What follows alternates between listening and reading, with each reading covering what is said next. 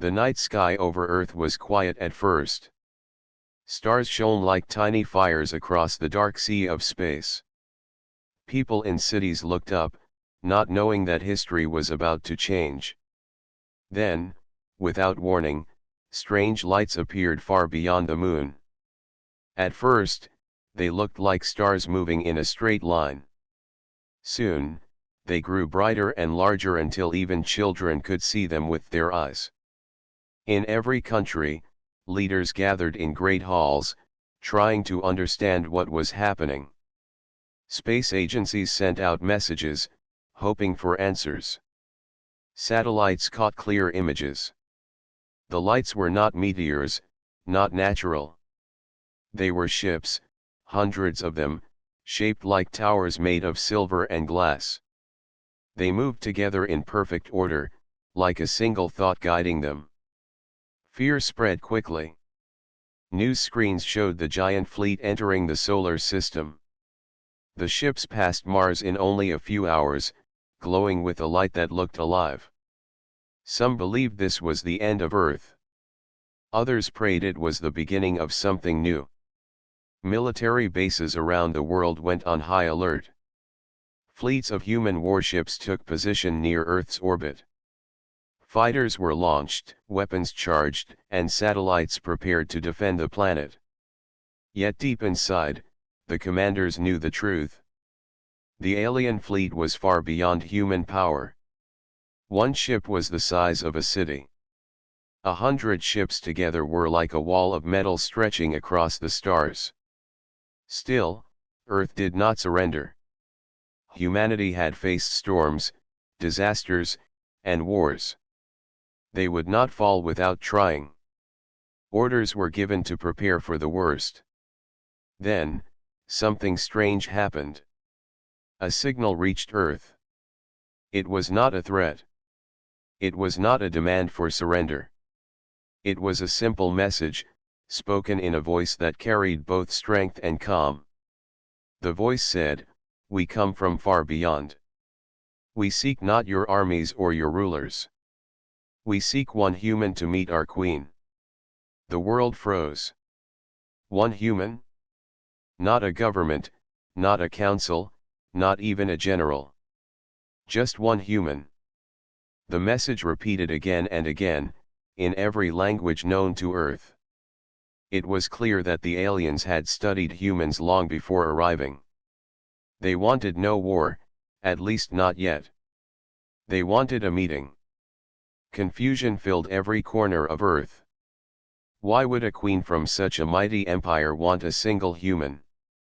Was it a trick? Was it a test?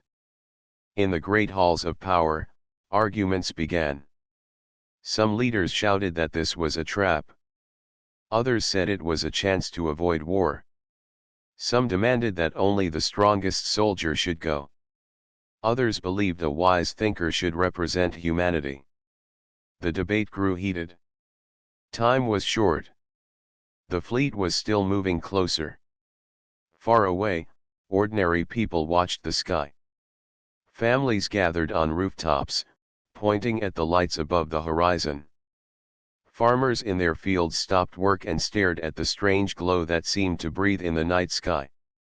Children asked their parents if aliens were real, and for the first time, parents could only answer yes. In secret rooms, scientists studied the signal. They found no threat inside the message. No hidden code, no trap. Just clear words. One human was to be sent. Finally, the World Council, formed of leaders from every nation, made a choice. They agreed to send someone, for refusing might bring destruction faster than any battle. But who would go? A general? A president? A scientist? The council argued until the hours bled into night. While they debated, another signal came from the fleet. This time, it was stronger, more direct. The voice of the aliens said, "Choose one. You have 3 days. If you do not, we will choose for you." The message shook the council. It meant the aliens had power even over their choice. Fear grew sharper. Every nation wanted their own to be the one chosen. None wanted to risk losing control. Amid the chaos, a quiet suggestion came from a small group. They said the chosen human should not be a ruler or soldier. Such figures carried too much pride, too much history. The aliens might see them as symbols of war. Instead, they suggested someone common, someone who could show the true heart of humanity. At first, the idea was laughed at. How could a common person represent Earth? But slowly, the idea grew stronger. Leaders realized that maybe, just maybe, the Queen did not want titles or weapons. Maybe she wanted something else. And so, the search began. Thousands of names were written down. Doctors, teachers, builders, farmers, and workers. People who lived simple lives. People who did not rule, but endured. Finally, a name rose from the list. His name was Aaron. He was a technician who worked on machines, repairing satellites, and helping build small spacecraft. He was not a leader. He was not a soldier. But those who knew him said he was steady, calm, and brave when facing danger. Years ago, when a satellite failed during launch, Aaron had risked his life to fix it, saving his crew. He did not boast about it. He simply said, "I did my work." The council voted. Aaron was chosen. When he was told, Aaron stood silent for a long time. He was not sure why he, out of all people, had been selected. He did not feel like a hero. He was just a man who fixed machines. But the choice was made, and he could not turn away. As the world watched, Aaron prepared for the journey. He boarded a shuttle, small compared to the giant alien ships. Cameras followed his steps. Children waved at screens. Families prayed for him. Soldiers saluted. He became a symbol not because he sought glory, but because he carried the weight of every human hope.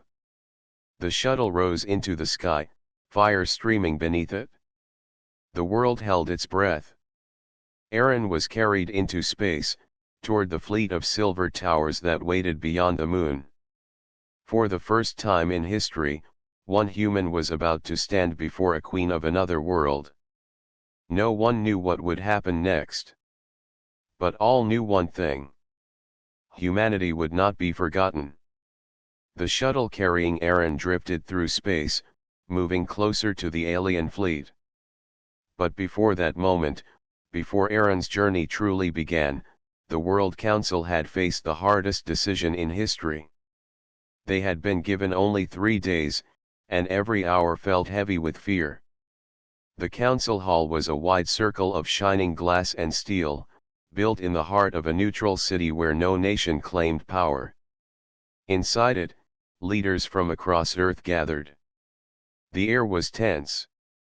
Each leader sat behind their nation's flag, voices rising as they argued. The alien signal had been played again, its strange, calm tone repeating, "Choose one human to meet our queen." The words still echoed in the minds of all. Never before had Earth faced such a request. Never before had one choice carried the weight of the whole planet. At first, many leaders insisted that the chosen one must be a soldier. A soldier would be strong, brave, and ready to fight if needed. Generals spoke proudly, saying they had men and women who had trained their whole lives for danger. "If this is a trap," one general shouted, "only a fighter can survive it." Others disagreed.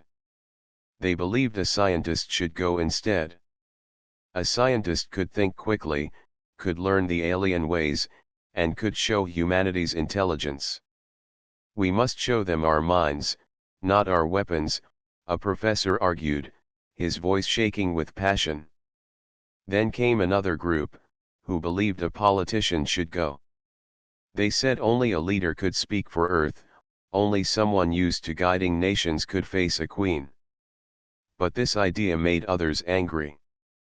Some leaders feared that if one ruler went, that nation would gain power over all others. Old rivalries returned, and the council nearly broke apart. As the arguments grew louder, time slipped away. The fleet was already near the orbit of the moon.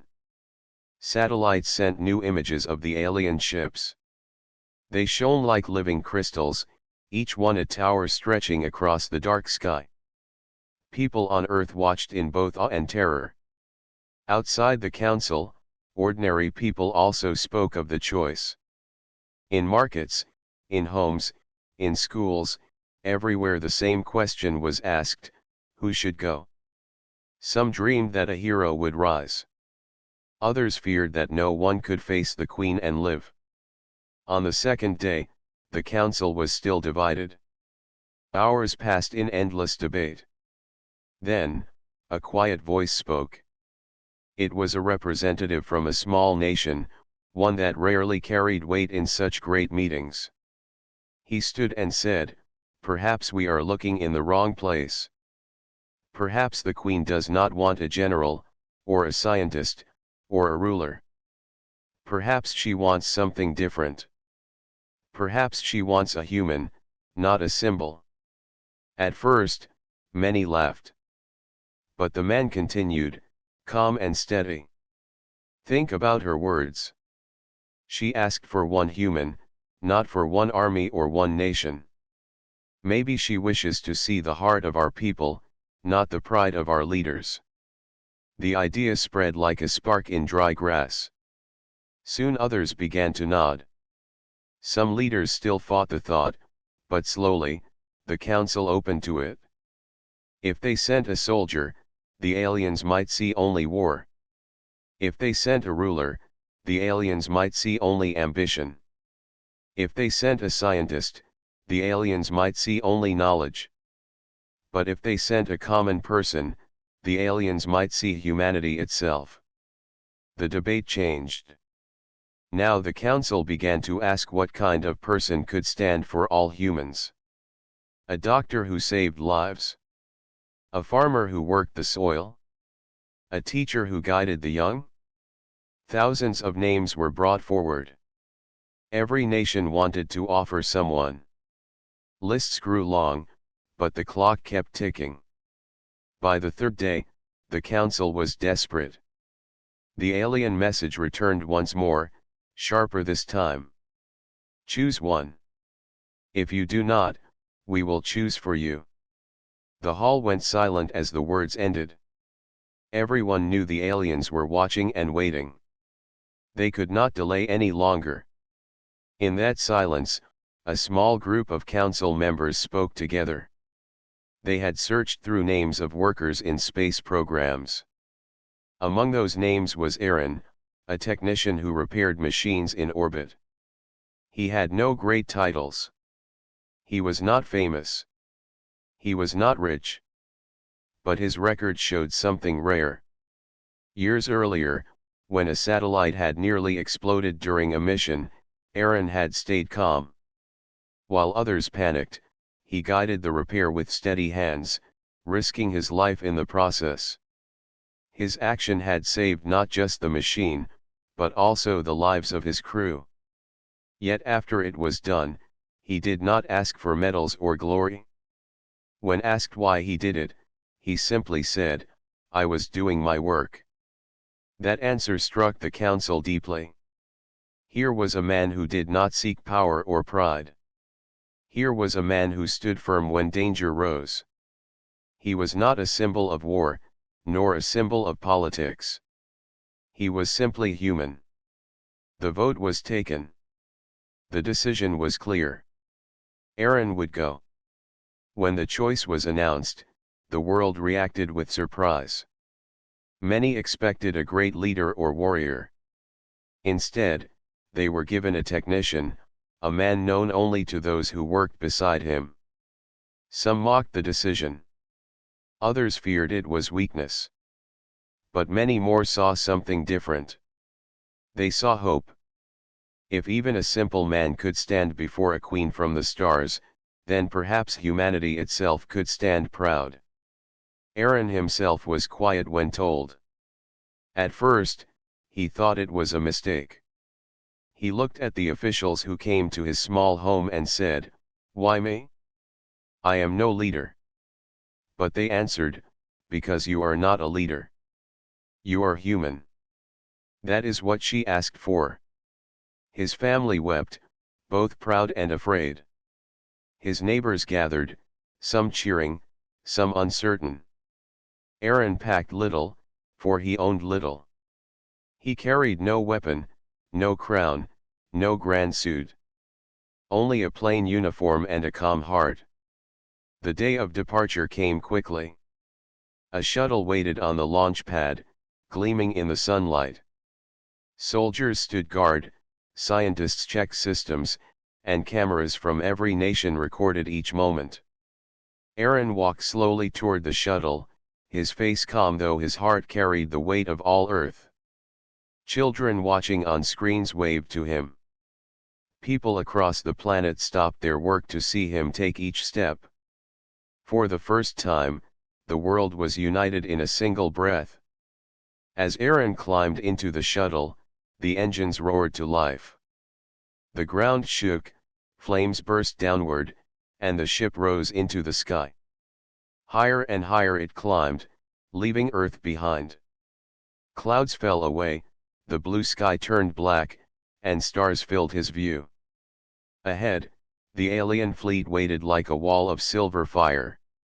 Aaron strapped himself in, his hands steady. He whispered to himself, "I will not kneel. I will not fear. I am human." And with that, the shuttle carried him forward into the unknown, where a queen of another world awaited. The shuttle moved closer to the alien fleet, drifting across the dark sea of space. Through the small window, Aaron saw the silver towers that floated like giants among the stars. Each ship was shaped with sharp lines and glowing patterns, as if light itself was flowing through their walls. They looked alive, breathing in silence. Aaron felt a tightness in his chest, but his face stayed calm. The pilot of the shuttle, a quiet officer, guided the craft forward. His voice came through the intercom. "Docking sequence starting. Aaron, you will be received by their guards once we land. After that, you will be on your own." Aaron gave a slow nod. He was not a man of many words. His eyes stayed fixed on the great flagship ahead. It was the largest of them all, a ship so massive that whole cities could rest inside it. Its surface glowed like liquid crystal, and every few moments, it shifted, as if the ship itself was alive and moving like a heart. The shuttle slipped into a wide opening at the base of the ship. The docking bay was enormous, stretching so far that Aaron could not see its ceiling. Strange lights pulsed across the walls. Alien figures stood in lines, waiting. They were taller than humans, their bodies covered in armor that looked grown rather than built. Their faces were hidden behind glass masks, but their presence was heavy, like shadows that could not be ignored.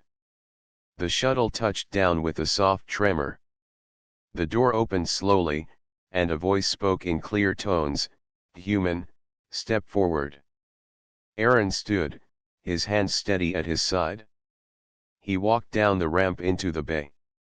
Every alien guard turned their head toward him, their masks glowing with shifting colors.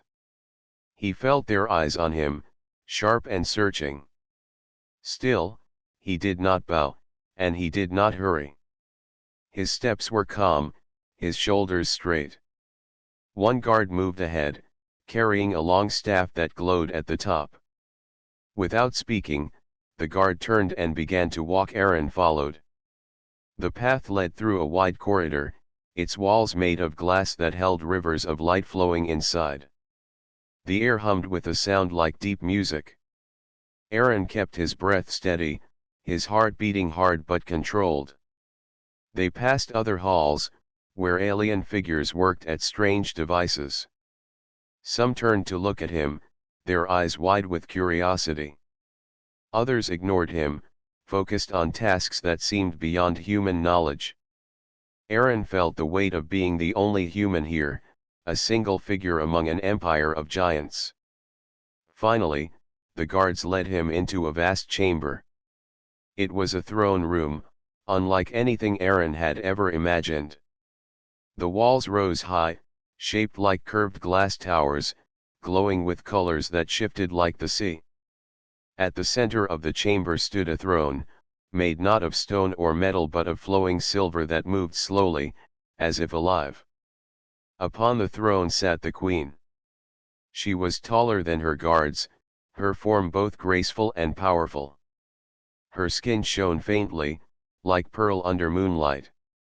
Her eyes were many, arranged in a crown-like pattern across her face, each glowing with a quiet fire.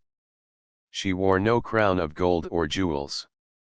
Instead, her throne itself seemed to rise and shape around her, marking her as ruler. The guards stopped and stepped aside. Aaron stood alone in the open floor before the throne. The queen did not speak at first. She only stared. Her many eyes fixed on Aaron, studying him with a gaze so sharp it felt like she could see his thoughts. The silence stretched long. The hall was so quiet that Aaron could hear his own breath. The guards stood still as statues. The queen's eyes moved slowly, watching him from head to toe, then back to his face. Aaron felt the pressure of that gaze, but he did not bow. He did not tremble. He stood straight, his hands at his side, his eyes meeting hers. Inside, his heart pounded like drums, but he kept his face calm. He remembered why he was here. He was not chosen to be a soldier, not chosen to be a ruler. He was here as a human. To show what it meant to stand with dignity, even before an empire. The queen leaned slightly forward. Her voice, when it came, was deep and layered, as if many voices spoke together in harmony. The sound filled the hall and vibrated in the air. "You are the one chosen," she said. "You are not a leader. You are not a warrior. You are not a scholar. Why are you here?" Her words echoed. Aaron took a slow breath. His voice was quiet, but steady. "Because I am human." The queen tilted her head. A flicker passed across her many eyes, a light that might have been curiosity. Still, she did not speak again. She simply stared, and the silence returned. The guards shifted slightly, as if waiting for a command. The air felt heavy, as if the whole chamber was holding its breath. Aaron kept his ground. He knew this was the true test. The queen wanted to see if he would kneel, if he would break under her gaze.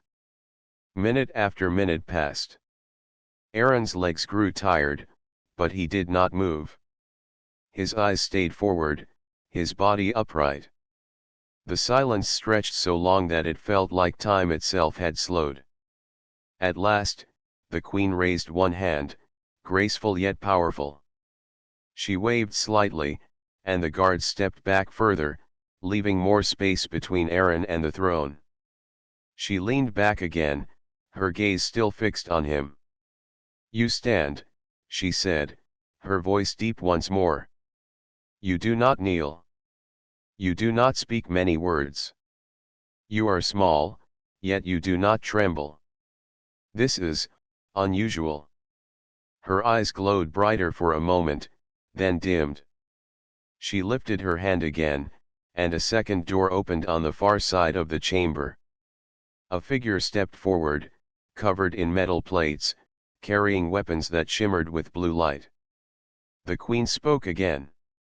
"If you are to face me, you must face more than my gaze. You must face my test." Aaron did not answer. He only turned his head to look at the figure walking toward him. His heartbeat quickened, but his steps did not falter. The queen's eyes followed him, silent and sharp, waiting to see what he would do next. The first meeting was not over. It had only just begun. The chamber grew colder as the armored figure stepped closer. Its footsteps echoed across the glowing floor, each step ringing like metal striking stone. Aaron stood still, his eyes steady. He could feel the weight of the queen's gaze pressing down on him, but he refused to look away. The figure stopped a short distance from him. It was taller than any human, its body covered in shining plates that seemed to grow out of its skin. Its arms were long, ending in sharp blades that hummed faintly with energy. The guards around the hall shifted slightly, their glowing masks watching closely. The queen raised her many-eyed gaze and spoke in her layered voice. "This is one of my chosen warriors. It is built to fight, built to destroy. Before you, human, stands strength greater than your kind has ever known. Tell me, why should I not command it to strike you down now?" Her words filled the chamber like thunder. Aaron felt his heart pound faster, but his face remained calm. He took a slow breath and answered, his voice clear and simple. "Because I did not come to fight. I came to stand." The queen leaned forward slightly, her throne shifting like liquid metal around her. The glow in her eyes flickered, not with anger, but with something else. "Stand," she repeated, her voice echoing. "You stand with no weapon, no shield, no army. What is standing to one who has no power?" Aaron lifted his chin. "It is the only power we have. To stand, even when the ground shakes. To stand, even when the storm comes. To stand, even when we are afraid.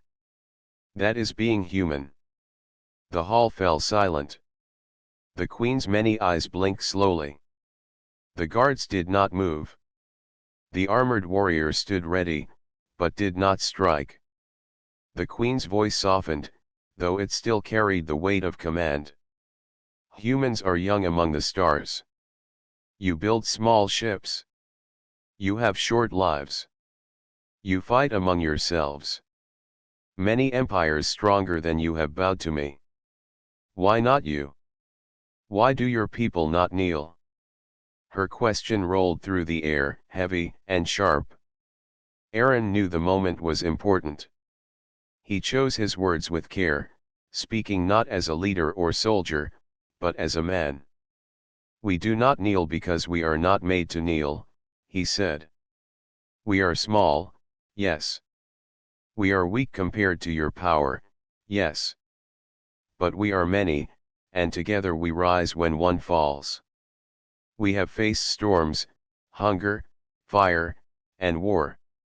We survive. And when we survive, we grow stronger.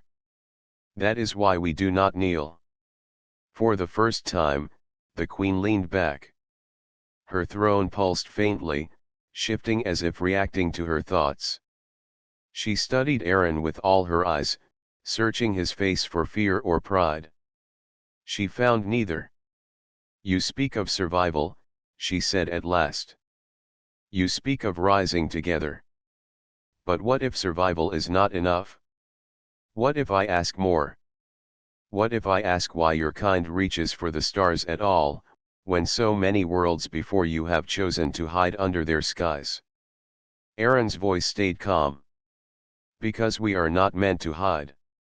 We look at the sky and we see more than stars. We see hope. We see paths. We see the chance to be greater tomorrow than we were today. That is why we reach. That is why we are here." The queen's eyes glowed brighter for a moment, and then dimmed again. The silence stretched long once more. The armored warrior stepped back slightly, lowering its blades. The queen had not commanded it to strike. She had wanted words, not battle. At last, she spoke again. You answer with courage, human. But courage without power is nothing. I must know if your kind holds more than words. If you face a storm too great, will you still stand? Or will you fall like so many before you? Her hand rose, graceful yet strong. The throne shifted, and the floor before Aaron began to glow. A circle of light formed around him, humming with strange energy. The queen's voice filled the hall once more. This is my question, human. When all strength fails, when all hope fades, what will you hold on to? Answer me not with words alone, but with your being. Show me. Aaron felt the floor beneath him tremble. The light around him rose higher, forming walls of energy. His body shook as pressure pressed down on him, heavy as a mountain. His knees wanted to bend. His chest ached with the weight. But he locked his legs and forced his breath steady. Inside his mind, doubt whispered. He was only one man. He was not strong enough to fight empires. He was not wise enough to match rulers. Yet he remembered the reason he was chosen. Not because of titles, not because of power, but because he was human.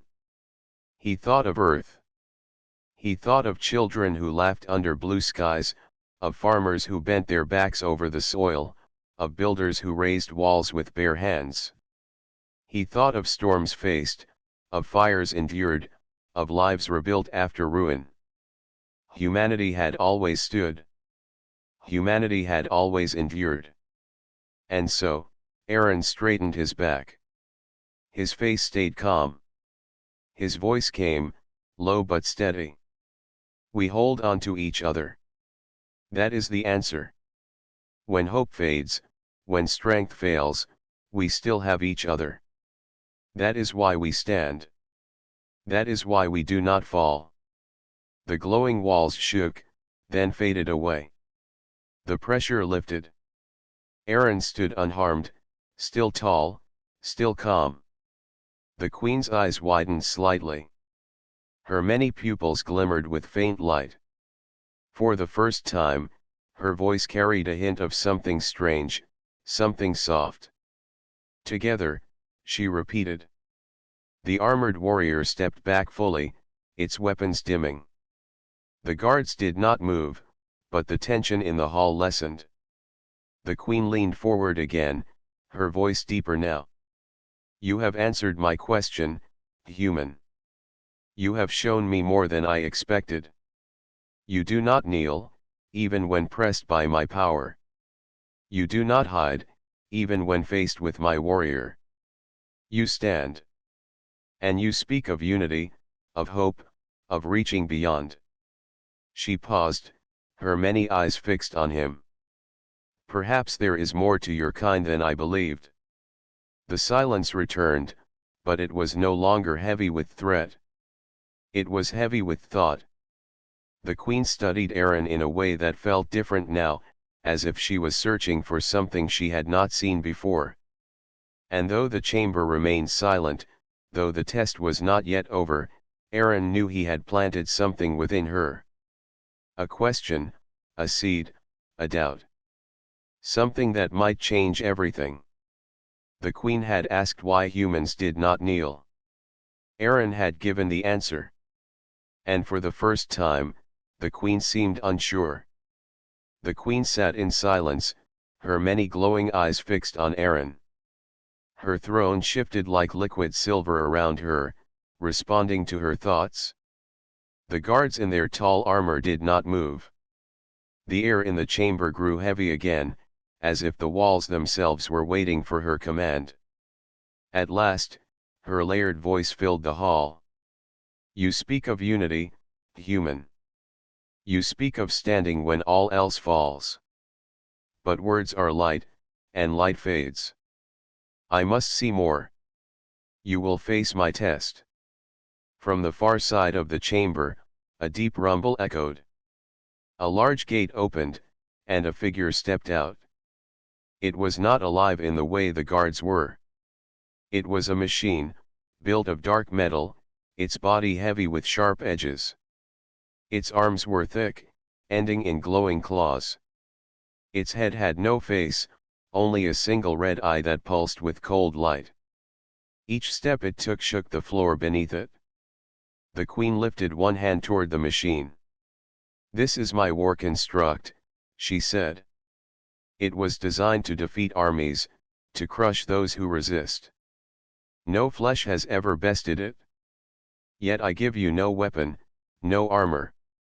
You face it with only what you are.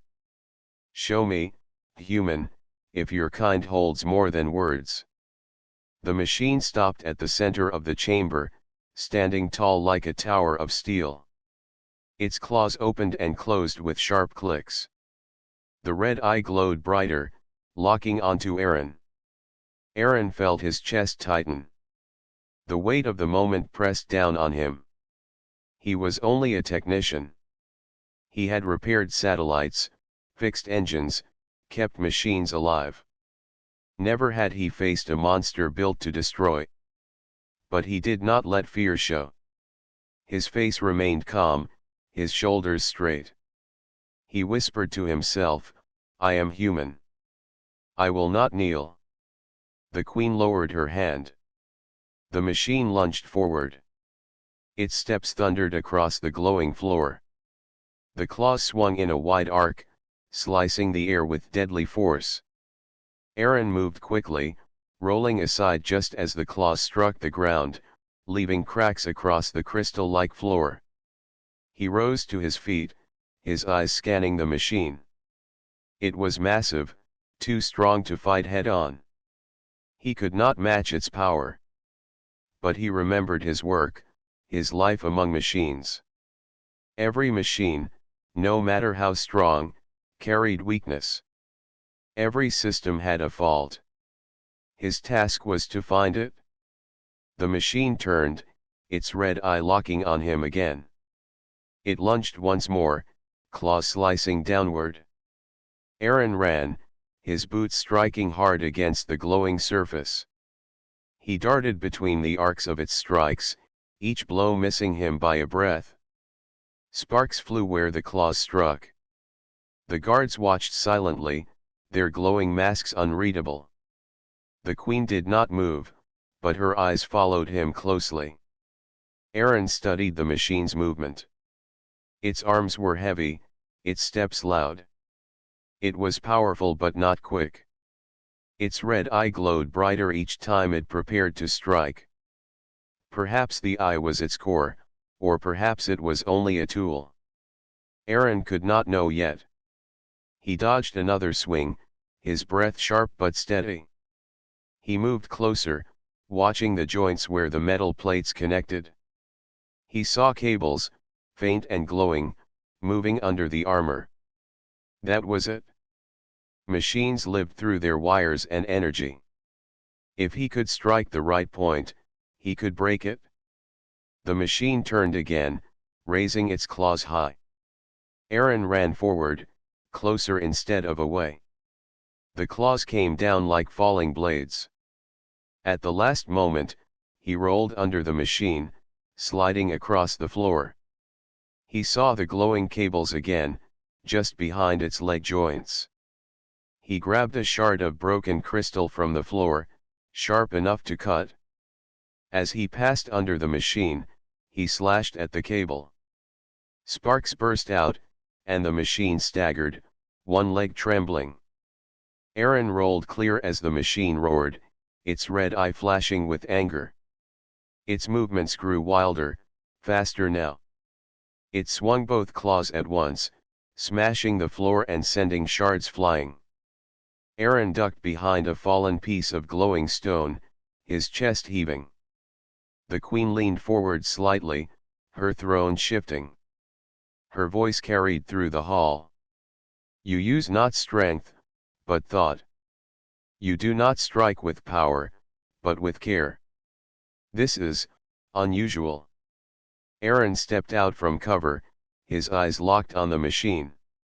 He whispered to himself again, "Think. Look. Find the fault." The machine staggered toward him, its steps uneven now. One leg dragged slightly, slowing it. Aaron circled around, keeping his distance, forcing it to turn. Each time it moved, he watched the glow of the cables. Finally, he saw it. A cluster of glowing lines ran from its chest to its arms, pulsing with light each time the claws moved. If he could break those, the claws would die. But they were protected under thick armor. The machine lunged again, both claws striking downward.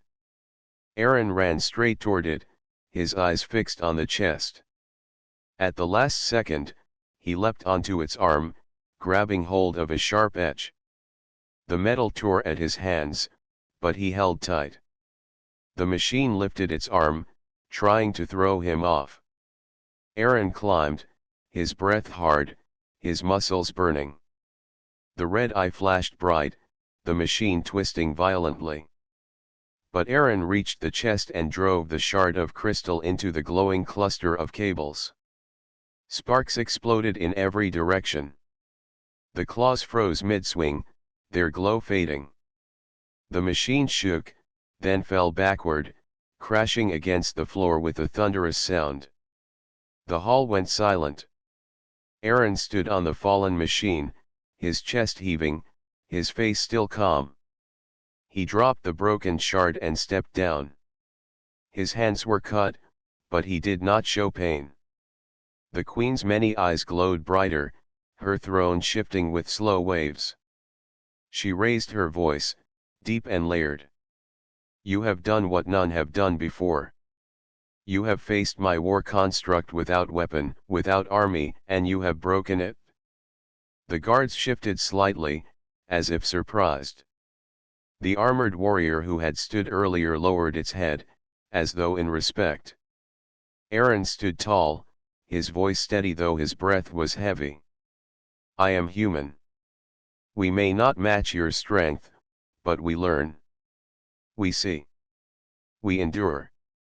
That is how we stand. For the first time, the queen was silent with no command to give. Her many eyes studied him with a sharpness that was no longer threat, but thought. The test had been given. And Aaron had passed. The chamber was quiet after the crash of the machine. Sparks faded into the glowing floor, and smoke drifted slowly toward the high ceiling. Aaron stood with his chest heaving, his hands cut and bruised, but his face calm. He had faced a being built to destroy, and he had won with courage and thought, not with weapons or force. The queen remained on her throne, her many eyes watching him with a light that shifted and pulsed. Her guards stayed motionless, their glowing masks unreadable. The hall seemed to hold its breath, waiting for her reaction. Aaron lowered his arms, letting the last tremors of fear fade from his body. The queen leaned forward, her throne flowing like silver around her. She spoke, her voice low, layered, and strange, carrying both power and curiosity. You have passed my test, she said. You faced what none of your kind could face, and yet you did not kneel. You did not scream. You did not run. You stood and you acted with your mind and your courage. Tell me, human, how does one like you exist among your people? Aaron looked at her steadily. His hands were bleeding, his uniform torn slightly, but he did not show fear. All humans are like this, in their own way, he said. We may not be strong alone. We may not be the largest or fastest. But we work, we endure, and we help each other. That is what makes us strong. The queen's eyes narrowed, and for the first time, a change passed across her face. Her expression shifted subtly, though she still sat high upon her throne. It was a movement so small that only someone truly attentive would notice, but it was there. A faint tremble passed through her hand that rested on the arm of her throne. She studied him more closely now. Her many eyes blinked slowly, tracking every movement he made. She noticed the steadiness in his posture, the calm in his gaze, the way he did not speak more than necessary. She had seen countless beings in her long life, many from worlds older than Earth. None had stood like this. None had faced her power with courage alone. "You are different," she whispered, almost to herself. Her voice trembled slightly, though she did not mean to show weakness. "Your kind is not like the others. You do not bow. You do not fear. You do not falter." Aaron felt her eyes on him, heavy and intense. He could sense something had shifted in her. The queen, the ruler of an empire that spanned countless worlds, seemed unsure. Her calm and unshakable presence faltered for a moment. She had expected fear, submission, or at least hesitation. But Aaron gave her none. He was only human, yet in his smallness he had shown something the queen had not seen in a long time, the strength of humanity. The queen leaned back slightly in her throne, her silver form flowing around her. Her hand trembled again, this time more noticeably. The guards around her remained still, yet even they sensed the change. Their queen, so powerful and certain, was shaken not by force, but by the courage of a single human. Aaron spoke quietly, "You do not need to fear us. We may be small and young, but we are steady. We do not break, even when we face power greater than our own." The queen's eyes widened slightly, her pupils shifting in a pattern that might have been admiration. For centuries, she had met civilizations that fell quickly to her armies or yielded without resistance. None had ever faced her with such calm determination. None had shown her that strength could exist without size, or without weapons, or without fear. She rose slightly in her throne, and her voice carried across the hall like a soft wind, yet it filled every corner of the chamber. "You speak of endurance. You speak of courage. You speak of unity. Yet you are but one. How can one such as you represent all of your people?" Aaron straightened his back, meeting her many eyes without hesitation. "Because one can show what all can be," he said. "One can stand, and many will follow. One can act, and others will learn. Courage spreads like light in darkness. That is how we survive and grow." The queen's trembling hand gripped the arm of her throne tighter, though her face remained calm. The energy in the chamber shifted. For the first time, she felt doubt, an unfamiliar feeling that she did not often allow. She had believed that her empire's strength was absolute. She had believed that every species she encountered would kneel, would submit, or would fall. Yet here was a species, small and young, that had not bowed. Her eyes shifted rapidly across Aaron, examining him as though trying to understand something beyond her knowledge. "This cannot be," she whispered, her voice barely audible but carrying the weight of centuries. "A human stands before me without fear. A human faces my might and does not falter. A human teaches me that courage can be different from power." The tremble passed from her hand to her arm, then through her shoulders. The silver throne rippled around her as though sensing her inner turmoil. The guards, so used to her absolute calm, shifted slightly, uncertain. They had never seen her like this. Aaron took a cautious step forward, his face still calm. "You do not need to fear humans," he said gently. "We do not seek to harm. We seek only to stand, to endure, to learn. That is how we survive. That is how we grow." The queen leaned back fully, her throne flowing like liquid around her. She studied him in silence, her many eyes glowing softly. For a long time, she did not speak. The trembling in her hand did not stop entirely. She realized that she had underestimated humans. She realized that she had never encountered a species quite like this before. Finally, she spoke again, her voice firmer but still carrying the memory of the tremble. You, human, you show me a truth I had not known. Your kind is small. Your kind is young.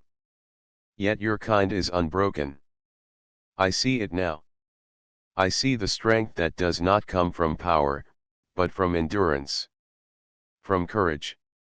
From unity. Aaron nodded slightly, his eyes steady. He did not speak further. He had done what he had come to do. He had stood. He had shown the Queen the essence of humanity, not through weapons or titles, but through the simple act of not yielding. The Queen remained seated, her trembling hand resting lightly on the arm of her throne. She continued to study him, her mind alive with thoughts she had not expected to feel. For the first time, she questioned the certainty of her empire. For the first time, she considered that a species so young, so small, could hold power in ways she had never imagined. And in that moment, the chamber was still. The silver light flowed gently, the guards stood silent, and a human named Aaron had changed the perception of a queen. The chamber was quiet after the queen's tremble. The silver throne flowed gently around her, reflecting the glow of the walls. The guards remained motionless, their glowing masks fixed on Aaron, though their attention was more cautious now. The air felt different, as if the hall itself had changed. The queen's eyes, many and bright, watched him with a depth that carried centuries of thought. For a long moment, neither spoke. Aaron stood tall, his hands lightly at his sides, his face calm but tired. He had faced a war machine, passed the Queen's test, and endured the weight of centuries in her gaze. He had stood as a human, small in body but firm in heart. The silence stretched, heavy with meaning. Then the Queen's voice broke through, slow and deliberate. "Human," she said, her layered tone carrying the weight of reflection and awe. "I have seen many worlds, many species. I have conquered, observed, and ruled over countless civilizations. None have stood before me as you stand now." Aaron nodded slightly, though he said nothing. He felt the pressure of her words but did not kneel. He understood that the moment was larger than him. It was larger than any single species. It was a moment in which the Queen had to see not just one human, but the truth of humanity itself. The Queen's many eyes moved across him, blinking slowly, as if each eye were thinking on its own. "You are small. You are young. Your ships are tiny, your armies limited. Yet in your stillness, in your courage, I see power that no force can command. You have taught me that strength is not measured only by size or weapons." Aaron's voice was calm and low. "Power alone does not last. Strength alone does not endure. Humanity survives because we hold together, because we learn, because we face challenges even when we are afraid. That is our strength." The Queen's hand trembled slightly again, the silver of her throne rippling beneath it. She leaned forward, her many eyes fixed entirely on him. "This cannot be," she whispered, as if speaking to herself. "A human teaches me courage. A human shows me endurance. A human stands when all others would fall." Her guards remained still, uncertain, sensing a change in their queen. She had always been certain, absolute in her authority. Yet now, a new feeling touched her, a feeling unfamiliar and fragile. She realized that humans were not just small beings, not just young and weak. They were beings who could endure, who could inspire, who could change the minds of those far greater than themselves. The Queen rose slightly from her throne, her silver form shifting gracefully. I have faced empires that fell in moments. I have seen stars conquered and worlds bowed to my will. Yet this human stands alone and shows me something none of them could. Your kind is dangerous not because it fights, but because it does not break. You endure when others would fail. Aaron's chest rose and fell steadily. We are not perfect. We are not invincible. But we learn. We help each other. We rise together. That is why we survive, that is why we endure, that is why we stand. For the first time, the queen's eyes softened. Her many pupils shimmered with light that was not command, not threat, but thought and reflection. She sat back fully in her throne, her trembling hand resting lightly on the arm. Her voice carried across the hall, steady now but quiet with awe. I have never seen such courage in one so small. I have never encountered endurance in a species so young. I have never met a being who faces me with nothing but truth, nothing but spirit, nothing but the strength to stand. She paused, her eyes still on Aaron. Your people have something rare in the universe. You do not rely solely on power. You do not fear to rise. You do not kneel when faced with might. That is remarkable. Aaron stood silently, letting her words sink in. He understood that she was speaking not just to him, but to the concept of humanity itself. The Queen, ruler of countless worlds, had recognized the essence of humans, their courage, their endurance, their unity. She spoke again, her voice carrying a note of finality. I came to this world expecting submission, expecting fear, expecting weakness. Instead, I find strength. I find courage. I find the heart of a people that will not bow, that will not break, that will endure. This cannot be ignored. Her many eyes softened, a tremor of thought passing through them. The guards around her remained still, their glowing masks dimmed slightly, as though they too sensed the significance of the moment. Finally, the Queen's voice grew clear and firm, carrying across the hall like a declaration. I see now that my empire cannot conquer this world. Your kind is young, but it is unbroken. Your kind is small, but it is mighty. Your kind is fragile, yet it is enduring. I cannot command you, for your courage resists even the will of empires. Aaron felt a calm settle over him. He had done what he had been sent to do. He had not fought for glory, he had not sought power. He had simply stood, as a human should, and shown the Queen the strength of his people. The Queen rose fully, the silver of her throne flowing with her movement. Her hand still trembled slightly, but it was no longer weakness. It was recognition, respect, and awe. She looked at Aaron and said, "This cannot be." With a tremble, I see the future of humanity. You are not a subject to fear. You are not a race to command. You are a people to be seen, to be respected, to be remembered. Her voice carried across the chamber, filling the hall and echoing through the walls. Go, human. Return to your world. Tell your people what I have seen. Tell them that they are not small. Tell them that they are not weak. Tell them that they endure, they rise, and they stand.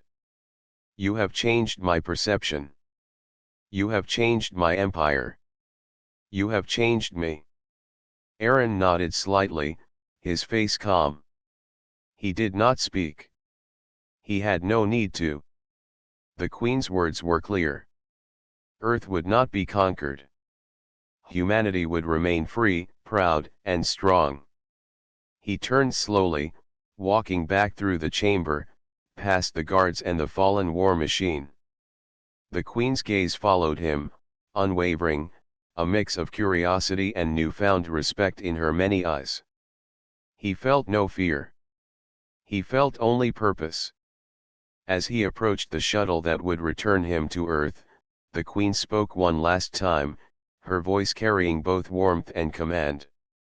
Remember this, human. The universe is vast, and your kind is young.